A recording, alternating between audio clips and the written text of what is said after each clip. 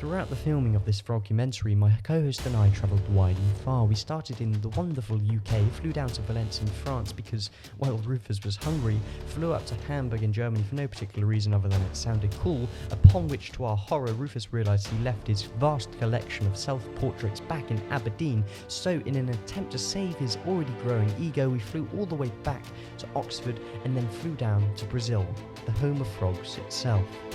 You are watching something about the world, and this is the Frogumentary. Over the last decade, frog numbers have dropped by 24% because of frog crime. A lot of them are murder related and all happening within the frog homes. We spoke to this young frog for comment. Sir, do you have anything to say about the gang violence in your area? Sir. He's clearly a gang member. The frog is perfectly adapted for its environment. It is camouflaged in such a way that it is always in fashion. Its two arms are perfect for drinking coffee and simultaneously texting, and those rear legs are great for, pelvic thrusts. Here you can see a local artist from the frog neighbourhood. He is currently stuck on the east side of what is the worst wall since Berlin Wall itself. Let's speak to him. You can see here that this wall has been perfectly adapted to stop frogs getting over there into the woodland where they love to fraternise. It has an anti-climb feature and is far taller than the frog itself. On the other side, he has been separated from his wife and children. Yes, all 800 of them. We spoke to a diverse range of frogs when conducting our many-layered research, one of which included MMA heavyweight Carlos, beatboxing extraordinaire Philippe,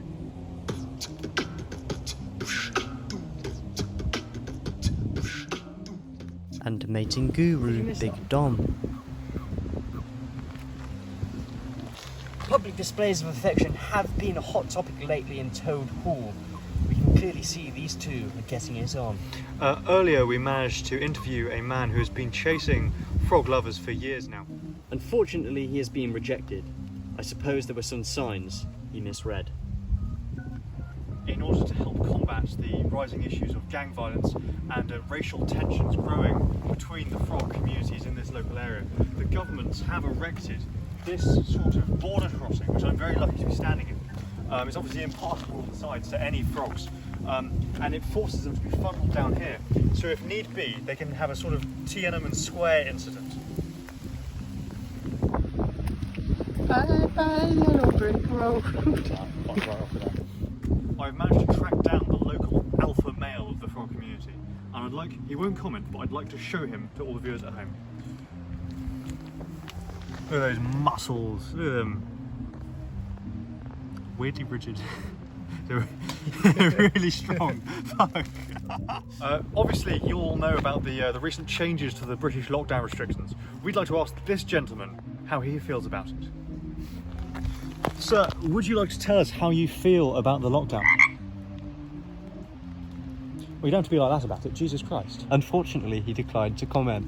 While filming, we just witnessed a near miss from that runner over there to this frog. Sir, are you feeling okay? Sir, he's clearly in shock. Lawrence, phone the paramedics. This wasn't scripted. We didn't train for this.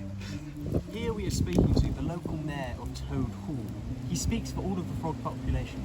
And I've been speaking to him for the last 20 minutes now, and he is still severely pissed off that Kenneth Graham did not credit him for The Wind in the Willows book.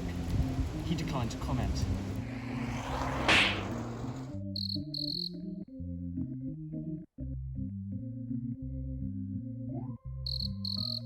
Here we spoke to Timothy Spaulding, the local actor of the neighbourhood, getting ready to film the sequel to It 2.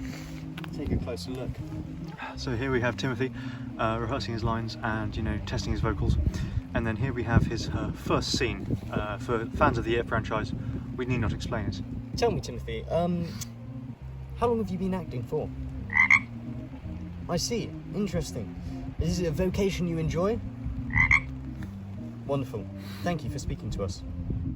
The frog communities have fallen on hard times, and this fellow down here is painfully obvious. He's been separated from the nice, luscious neighbourhoods of the richer frogs, the top dogs, or rather the top frogs, by this huge privately owned wall, and you can clearly see he's in a state of manic depression. which he may not recover from.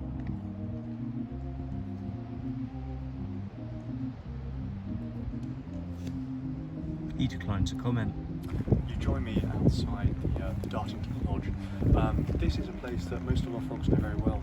Not only is it their birthplace and their local hangout, it's like a youth club you could say, but it's also the place that they often go to die. Let's see if we can find any of our little friends down here tonight.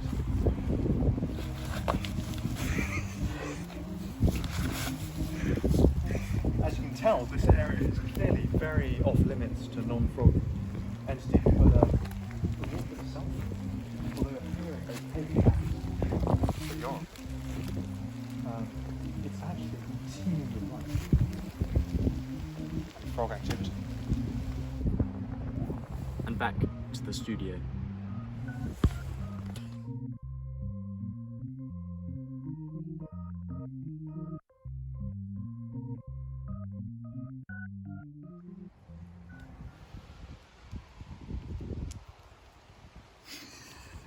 Sorry. So, Lawrence.